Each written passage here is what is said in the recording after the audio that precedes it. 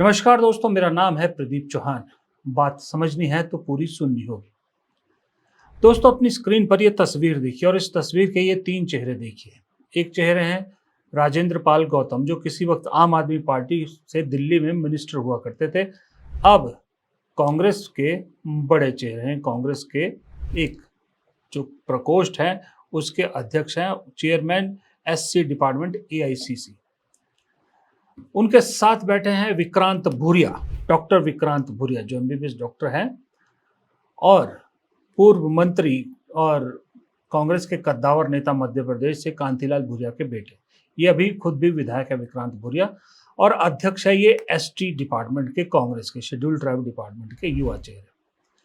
तीसरी तरफ बैठे हैं कन्हैया कुमार, एनएसयूआई के इंचार्ज और बिहार में कांग्रेस का एक तरह से कह सकते हो आप चेहरा। ये तीन चेहरे आप देखिए। उसके बाद फिर एक ये चेहरा है, इनका नाम भूपेश बघेल है, बताने की जरूरत नहीं, छत्तीसगढ़ के पूर्व मुख्यमंत्री। ये चार चेहरे मैं आपको क्यों दिखा रहा हूं? ये चार चेहरे मैं आपको इसलिए दिखा रहा हूं कि इन चार चेहरों से आप अंदाजा लगा सकते हैं कि सो कॉल्ड पुरानी कांग्रेस अब बदलती नजर आ रही है। राहुल कांग्रेस की तस्वीरें, पहली झलकियां सामने आने लगी हैं। अब तक कांग्रेस की तरफ से वही घिसे पुटे पुराने चेहरे दिखाई देते थे। ज्यादातर प्रवक्ता प्रेस कॉन्फ्रेंस किया करते थे, पवन खेड़ा, जयराम रमेश, सुप्रिया श्रीनेत, यही लोग, या कभी अलका लांबा, रागिनी नायक। लेकिन अब पिछले कई दिनों से कांग्रेस लगातार अलग अलग मुद्दों पर प्रेस कॉन्फ्रेंस कर रही है और नए नए चेहरे देश के सामने ला रही है। और इन चेहरों को सिर्फ ये चेहरे नहीं है, जैसा मैंने बताया, इन सबको अलग अलग जिम्मेदारियां दी गई हैं। यानी राहुल कांग्रेस अब पूरी तरह से शेप लेने लगी है और चीजें सामने आने लगी है। विक्रांत भूरिया युवा चेहरा एसटी डिपार्टमेंट का कांग्रेस का सोच सकता था? इससे पहले बुजुर्ग बुजुर्ग हुआ करते थे। राजेंद्र पाल गौतम अभी हाल ही में आए और वो भी इसके अध्यक्ष बना दिए गए एससी डिपार्टमेंट के। कन्हैया कुमार सीपीएम से जो है लेफ्ट विंग की सोच वाले कांग्रेस में आए और स्टूडेंट विंग के इंचार्ज। भूपेश बघेल पे बहुत भरोसा राहुल गांधी पहले दिन से जता रहे हैं। हालांकि वो चुनाव हार गए, उसमें बहुत बड़ी मिसकैलकुलेशन भूपेश बघेल की थी, गलतियां भूपेश बघेल की थी, लेकिन भूपेश बघेल पर राहुल गांधी का भरोसा इसलिए कायम है कि जो कांग्रेस की हार हुई छत्तीसगढ़ में, वो अकेले भूपेश बघेल की गलती से नहीं हुई थी। पूरी कांग्रेस और कांग्रेस का जो थिंक टैंक है, कांग्रेस के जो सर्वे टीम है, उन सब की मिसकैलकुलेशन हुई। जबकि हारे चुनाव गहलोत भी, राजस्थान में हारे चुनाव कमलनाथ भी, लेकिन वो दोनों अपनी एरोगेंस की वजह से हारे। भूपेश बघेल ने वही किया जो दिल्ली कह रहा था, उसके हिसाब से चले, लेकिन कमलनाथ ने दिल्ली को धत्ता बताया, अशोक गहलोत ने दिल्ली को धत्ता बताया। इसलिए भूपेश बघेल राहुल गांधी की नज़रों में अभी भी काम के आदमी है। और भूपेश बघेल पंजाब के इंचार्ज भी, और भूपेश बघेल आए दिन आपने प्रेस कॉन्फ्रेंस करते देखा होगा। भूपेश बघेल उन चुनिंदा, मैं हाथ पर गिन सकता हूं, 4 या 5 कांग्रेस के ऐसे नेता हैं राहुल गांधी को छोड़कर पूरी कांग्रेस में, जिन पर मौजूदा सरकार ने, बीजेपी ने पूरा जोर डाला, पूरी कोशिश कर ली उन्हें किसी न किसी तरह फंसाने की, उन्हें जेल में डालने की, उन्हें तोड़ने की, उन्हें डराने की, उन्हें धमकाने की, लेकिन वो नहीं डरे। भूपेश बघेल उनमें से एक है। भूपेश बघेल पर कितने ही जो है वो छापे पड़ गए, कितनी ही जांच हो गई, लेकिन वो नहीं डरे। उन्होंने आज भी प्रेस कॉन्फ्रेंस में कहा कि जब भी प्रेस कॉन्फ्रेंस करता हूं मेरे घर में ईडी सीबीआई पहुंच जाती है, शायद आज भी पहुंचेगी। एक और वहां पर शायद छत्तीसगढ़ के विधायक है देवेंद्र यादव, शायद एक गौरव गोगोई, और एक दो और हैं, बस 2-3 नाम मैं भूल रहा हूं, आप कमेंट बॉक्स में लिखिएगा। सिर्फ 2-3-4, ज्यादा से ज्यादा 5 या 6 नेता हैं ये ऐसे जो सरकार का इतना दबाव पड़ने के बावजूद झुके नहीं। हाँ, जिग्नेश मेवानी, उन्हें तो अरेस्ट तक कर लिया था असम की पुलिस ने। बाकी सब किसी न किसी लालच में या तो झुके हैं, या टूटे हैं, या चुप बैठे हैं। तीनों में से कुछ ना कुछ एक काम किया है, लेकिन ये नेता वो है 5-6 नेता जो ना झुके, ना डरे, ना चुप बैठे। इसलिए राहुल गांधी की सोच में ये लोग फिट बैठते हैं। अब राहुल गांधी ने जो नई कांग्रेस बनाई है, युवा चेहरों के साथ, ईमानदार डेडिकेटेड लोग, ये जो तस्वीर दिखने लगी है, ऐसा नहीं है कि इसका जो पूरा असर है सिर्फ इसलिए हुआ कि भाई राहुल गांधी ने बदलाव किया। नहीं, राहुल गांधी ने बदलाव के साथ साथ जो डंडा चलाया ना, उस डंडे का भी असर दिखने लगा है।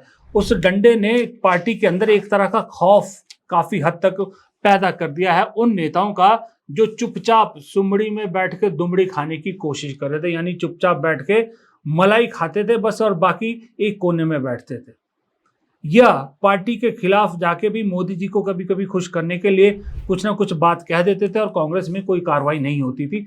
वो सब अब डर गए हैं, क्योंकि लंगड़े घोड़े, या आप लंगड़े घोड़े भी नहीं, यूं कहें जो स्लीपर सेल है, उन पर डंडा चलना शुरू हो गया है। मैंने 2 दिन पहले जो कहा था वो आज हो गया। मध्य प्रदेश के नेता लक्ष्मण सिंह, दिग्विजय सिंह के भाई लक्ष्मण सिंह, आज उन्हें पार्टी ने 6 साल के लिए पार्टी से बाहर कर दिया, क्योंकि वो कई बार राहुल गांधी और पार्टी के खिलाफ बयानबाजी कर चुके थे।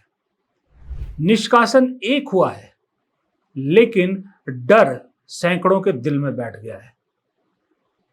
क्योंकि मैं आप फिर दोहरा रहा हूं ये बात, कांग्रेस के अंदर बीजेपी में जाने का ऑप्शन अब खत्म हो चुका है, क्योंकि वहां कोई पूछ नहीं हो रही है। ये देख के वो चाहते हैं कि कांग्रेस में टिके रहे, लेकिन अब काम करना पड़ेगा और चीजें और सीटें छोड़नी पड़ेगी, ये भी तय है। इस डंडे का असर आज राजस्थान में भी दिखा। 36 का आंकड़ा रखने वाले अशोक गहलोत और सचिन पायलट पूरी कांग्रेस के साथ एक मंच पर एक साथ दिखे। मौका था सचिन पायलट के पिता राजेश पायलट की पुण्यतिथि। राजेश पायलट की पुण्यतिथि पर अशोक गहलोत, गोविंद सिंह डोटासरा जो प्रदेश अध्यक्ष और बाकी सारे नेता पहुंचे थे दौसा।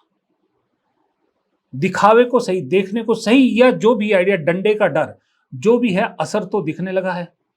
पार्टी एकजुट दिखने लगी है, पार्टी के अंदर गुटबाजी खत्म होती नजर आ रही है। और खास करके जो राहुल गांधी ने जिला अध्यक्षों को सीधा सीधा अपने अंडर करने की जो ऐलान किया है ना, उसका खौफ ज्यादा है। कांग्रेस पार्टी में डिस्ट्रिक्ट प्रेसिडेंट के लिए कांग्रेस प्रेसिडेंट का, मेरा, वेणुगोपाल जी का दरवाजा 100% खुला मिलेगा। अब आप बताइए कि जब जिला अध्यक्षों के लिए दरवाजे राहुल गांधी के खुले हैं, तो ये जो लंगड़े घोड़े या स्लीपर सेल बैठे हैं पार्टी के अंदर, इनकी क्या बिसात। अब ये बारात के घोड़े बनेंगे, ये बात तय है, बारात के घोड़े बनेंगे। अशोक गहलोत को भी ये चीज समझ में आ गई है कि अब जनरेशन चेंज का वक्त कांग्रेस में आ गया है। अब वो सचिन पायलट को नहीं रोक सकते। ये तय है कि राजस्थान का भविष्य सचिन पायलट है। मैं भविष्य इसलिए कह रहा हूं, वो चाहे कांग्रेस हो चाहे बीजेपी हो, आने वाले वक्त में जो अगला चुनाव होगा, सचिन पायलट राजस्थान के मुख्यमंत्री होगा, इसमें कोई दो राय नहीं है, और ना सचिन पायलट को कोई रोक सकता है। अब कांग्रेस या राहुल गांधी भी चाहें तो भी नहीं रोक सकते सचिन पायलट को मुख्यमंत्री बनने से, क्योंकि वो इतनी बड़ी फोर्स बन चुके हैं। आज की डेट में राजस्थान में सचिन पायलट सबसे पॉपुलर नेता हैं। अशोक गहलोत हो या मुख्यमंत्री भजनलाल तो खैर छोड़ दीजिए, वसुंधरा राजे हो, इन सब से कहीं ज्यादा पॉपुलर नेता सचिन पायलट हैं आज की डेट में राजस्थान में। इसलिए आने वाला भविष्य तो राजस्थान का वही है, और ये बात अशोक गहलोत की समझ में आ गई है। अशोक गहलोत अब जो एक साथ एकजुटता दिखा रहे हैं, वो सिर्फ उसकी वजह एक उनके बेटे का राजनीतिक भविष्य है, और दूसरा वो अभी रिटायरमेंट के मूड में नहीं दिख रहे हैं। वो चाहते हैं कि पार्टी में कुछ ना कुछ जिम्मेदारी उनको मिले, क्योंकि कांग्रेसी सब चीज के बगैर रह सकते हैं, कुर्सी के बगैर नहीं रह सकते। ये बड़ी बीमारी है कांग्रेस के अंदर, और ये हाल जो अभी कांग्रेस का है, जैसे ही बीजेपी सत्ता से बाहर होगी, बीजेपी के नेताओं का भी यही हाल होने वाला है। आज की डेट में बीजेपी का हर छुटका नेता भी कोई ना कोई कुर्सी पकड़े हुए है। इतनी दबंगई, इतनी दादागिरी करता है हर जगह पर, आप सोच नहीं सकते। जिस राज्य में मैं बैठा हूं, हिमाचल प्रदेश में, यहाँ पर सरकार कांग्रेस की है, लेकिन बीजेपी का छुटका नेता भी डरता नहीं किसी से, खुल के दबंगई करता है, क्योंकि जानता है कि ऊपर से कोई बैठे जो है वो मुझे बचा लेंगे। राज्य सरकार की हिम्मत नहीं है कि इतनी स्ट्रिक्टनेस या उतना कुछ बड़ा कार्रवाई इनके खिलाफ करे। ये हालत आज की डेट में बीजेपी की है। जैसे ही बीजेपी सत्ता से बाहर जाएगी, ये सब तड़पेंगे, जैसे जल बिन मछली तड़पती है ऐसे ही तड़पेंगे। तब तक कांग्रेस सुधर चुकी होगी, क्योंकि कांग्रेस अब जो बन रही है, जिसे राहुल गांधी बना रहे हैं, वो कांग्रेस वो है जो सत्ता से दूर रही है, जिनको सत्ता का पता नहीं है, सत्ता का मोह क्या होता है, सत्ता की मलाई क्या होती है। क्योंकि ये जनरेशन वो है जो 2014 के बाद या 2010 या 2008 के बाद डेवलप हुई है, लीडरशिप डेवलप हुई है। बहुत कम चेहरे ऐसे अब कांग्रेस में आपको मिलेंगे जो लंबे समय से कांग्रेस की कुर्सियां तोड़ रहे हैं और अभी भी कुर्सियां तोड़ेंगे। भूपेश बघेल टाइप, जैसे मैंने एग्जांपल दिया, ऐसे नेता मिलेंगे आपको जो एक बार एक टर्म मुख्यमंत्री रहे हैं। ऐसा नेता होना भी जरूरी है, ऐसे लोगों का राहुल गांधी की टीम में होना जरूरी है, जिन्हें पता हो कि सरकारें चलाई कैसी जाती है, सत्ता कैसे चलाई जाती है। जब आप नौसिखे को सत्ता में बिठाते हैं तो फिर वो हाल होता है जो राजस्थान में बीजेपी का हो रहा है। और माफ कीजिएगा, कहना नहीं चाहता, लेकिन सच्चाई ये है कि हिमाचल में कांग्रेस का भी वही हाल हो रहा है। तो इसलिए भूपेश बघेल जैसे अनुभवी, मतलब बहुत ज्यादा अनुभवी भी नहीं, ठीक अनुभवी वाले, इनकी एक कतार भी जरूरी है राहुल गांधी को, ताकि ये लोग गाइडिंग फोर्स का भी काम कर सके। दूसरी तरफ एक चीज और मैं बताना चाहूंगा, राहुल गांधी जो रोज प्रेस कॉन्फ्रेंस करा रहे हैं, मुद्दे उठा रहे हैं, वो देखने में ऐसा लगता है कि मुद्दे कुछ नहीं है, ऐसे निकल जाएंगे, लेकिन कहीं ना कहीं वो असर करते हैं। देखिए भाई साहब, राहुल गांधी ने आज भी चिट्ठी लिखी प्रधानमंत्री को, कल भी चिट्ठी लिखी कि जो ओबीसीज और जो निचले तबके के स्टूडेंट्स हैं उनके हॉस्टल्स की तरफ ध्यान दिया जाए। वहां पर जो सुविधाएं मिल रही है बहुत बेकार सुविधाएं हैं। देखने में ऐसा लगता है कि ड्राई सा मुद्दा है, लेकिन उसका असर दिखना शुरू हो गया। उसका असर देखिए, ये गोदी मीडिया के सर्वे ही बता रहे हैं, हम नहीं बता रहे। गोदी मीडिया के सर्वे क्या कह रहे हैं कि बिहार का जो ओपिनियन पोल है उसमें युवाओं की पहली पसंद कौन है? राहुल गांधी। बिहार में 47% युवाओं की पहली पसंद राहुल गांधी है, 39% पे मोदी है। युवाओं में जो राहुल गांधी आगे बढ़ रहे हैं उसी का असर है कि उनकी टीम में ये जो युवा चेहरे आपको दिख रहे हैं, या यूं कहें कि राहुल गांधी के इस प्रयासों की का ही असर है कि बिहार जैसे राज्य में जहां कांग्रेस आप यूं कहें कि चौथे नंबर की पार्टी है या 5वें नंबर की भी कह लो आप, उसके बावजूद नरेंद्र मोदी से ज्यादा पॉपुलर राहुल गांधी है। यही वजह है कि वो दिख रहा है कि राहुल गांधी जो मुद्दे उठा रहे हैं वो हवाई मुद्दे नहीं है, वो ऐसे मुद्दे नहीं है कि जो मोदी जी की तरह एक ऑरा बना देंगे लेकिन अंदर खोखले होंगे, ऐसे मुद्दे नहीं है। मुद्दे जनता से जुड़े हैं, मुद्दे युवाओं से जुड़े हैं। राहुल गांधी प्रधानमंत्री रहें या ना रहें, बने या ना बने, ये अलग बात है, लेकिन जो राहुल गांधी आज की डेट में अल्पसंख्यकों को, दलितों का, ओबीसीज का और ये जो स्टूडेंट्स का, युवाओं के जो मुद्दे उठा रहे हैं ना, आने वाले वक्त में याद रखी गए बात, भारत की राजनीति इन्हीं मुद्दों के आसपास घूमेगी, क्योंकि वक्त बदल चुका है। वक्त अब धर्म की राजनीति का खत्म हो चुका है। राहुल गांधी ने बड़े स्ट्रेटेजिकली हिंदू मुसलमान के मुद्दे को काफी हद तक निपटा दिया है। अब मुद्दा रोजगार, जाति, जिसकी जितनी आबादी उसका उतना हक, इस तरह के मुद्दों पर आ गई है। क्योंकि एक वक्त था जब बड़ा आसान था नॉन बीजेपी पार्टियों के लिए यह मुद्दा चलाना कि बीजेपी जो है वो नॉन सेक्युलर पार्टी है, जितने धर्मनिरपेक्ष पार्टियां हैं सब एक साथ जुट जाती थी और बीजेपी के खिलाफ हो जाती थी। लोग उस मुद्दे पर वोट करते थे। लेकिन मोदी ने और शाह ने बड़े दिमाग से सबसे पहले आके उसी मुद्दे को खत्म किया, इसीलिए वो सबका विकास सबका साथ का नारा दिया गया। उसने एक जो मुद्दा था विपक्ष के पास वो तोड़ा कि हाँ, जो वो है बीजेपी जो है वो धर्मनिरपेक्षता के खिलाफ है, ऐसा नहीं है। बीजेपी ने कहा हम भी सबका विकास सबको साथ लेकर चलना चाहते हैं। धीरे धीरे लोगों की दिमाग से वो मुद्दा ही निकल गया जहां बीजेपी को कम्युनल कहा जाता था।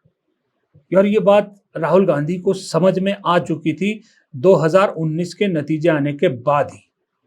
वो समझ गए थे कि अब ये सब पुराने मुद्दे नहीं चलेंगे, इसलिए उन्होंने पार्टी को नया रूप देने की कोशिश की थी, लेकिन उसमें उस वक्त विफल हो गए थे। इसलिए उन्होंने नाराज होकर खींच में आकर अध्यक्ष पद छोड़ दिया था। लेकिन जब उन्हें एहसास हुआ कि दरअसल इस पार्टी को बचाए रखना, इस पार्टी को आगे ले जाना अल्टीमेटली जिम्मेदारी तो उन्हीं की है, तो दोबारा वो सेंटर ऑफ स्टेज आए और अब ठाना कि अब रुकूंगा नहीं, जो करना है वो करके रहूंगा, नतीजा चाहे कुछ हो। और नतीजे ये आपके सामने बिहार के पहले ओपिनियन के तौर पर राहुल गांधी के लिए और नए नए चेहरे इस दुनिया के सामने कांग्रेस पेश कर रही है, ये पार्टी के लेवल पर असर दिखने लगा है। फिलहाल इस वीडियो में इतना ही। अगर वीडियो पसंद आया हो तो लाइक ज़रूर कीजिएगा, कमेंट बॉक्स में कमेंट करना मत भूलिएगा प्लीज़, बहुत ज़रूरी है। और हाँ, चैनल को सब्सक्राइब नहीं किया तो प्लीज़ चैनल को सब्सक्राइब कर लीजिए, हमें आगे बढ़ने में मदद कीजिए। नमस्कार।